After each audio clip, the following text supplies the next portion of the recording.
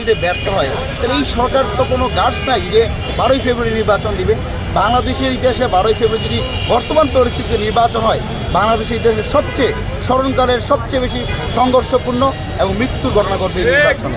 কারণ এই যে আমরা গতকাল একটা ভিডিও দেখলাম যে স্বরাষ্ট্র উপদেষ্টা তিনি পুলিশের একটা কোথাও দেখতে গিয়েছেন, সেখানে বলে যে তুমি মাংসের পরিবর্তে আলু বেশি দিছো। আর তার চিন্তাগুলো আছে কি যে কারোর সাথে দেখা হলে ভাই বিয়ে করছো, বাচ্চা কেমন আছে, এত বেতন পাও কিনা, এইসব নিয়ে চিন্তা ভাবনা করে দেশ যে আজকে চলে যাচ্ছে।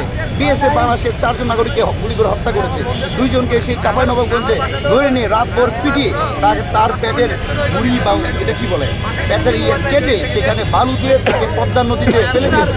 তারপর কিন্তু আমাদের স্বরাষ্ট্র উপদেষ্টা, আমাদের পররাষ্ট্র উপদেষ্টা যারা আছে অন্তর্বর্তীকালীন সরকারের কিন্তু ভাঙে নেয়। আমরা সবাই এখন আতঙ্কিত, আমরা পুরো বাংলাদেশ আজকে আতঙ্কিত, বাংলাদেশ আজকে মৃত্যু নগরীতে পরিণত হয়েছে। আমরা আজকে বলেছি যে আগামী 12 ঘন্টার মধ্যেই যারা হাদিকে হত্যার উদ্দেশ্যে গুলি করেছে তাদের গ্রেপ্তার করতে হবে, তাহলে আমরা হত্যার শিকার হব, আমরা আইসিতে থাকবে।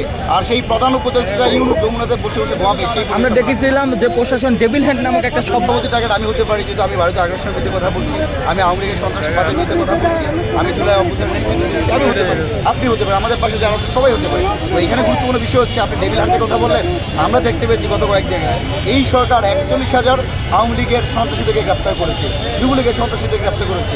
তো অত্যন্ত দুর্ভাগ্যের বিষয় 41,000 গ্রেপ্তার হলো, 33,000কে জামিন দেওয়া হয়েছে। এই যে টাকার বিনিময়ে জামিন দেওয়া, আরও আশ্চর্যের বিষয় হাইকোর্টের একটি বেঞ্চে একদিনে আওয়ামী লীগ, যুবলীগ, ছাত্রলীগের সন্ত্রাসীরা যারা হত্যা মামলা আসেন তাদেরকে একটা বেঞ্চে, হাইকোর্টের একটা বেঞ্চে 800-র অধিক মানুষকে জামিন দেওয়া হয়েছে। এই যে টাকার বিনিময়ে জামিন দেওয়া, আওয়ামী লীগের সাথে আঘাত করা, এর কারণেই ডেভিল হান্ট নামে কোনো হান্টই হচ্ছে না।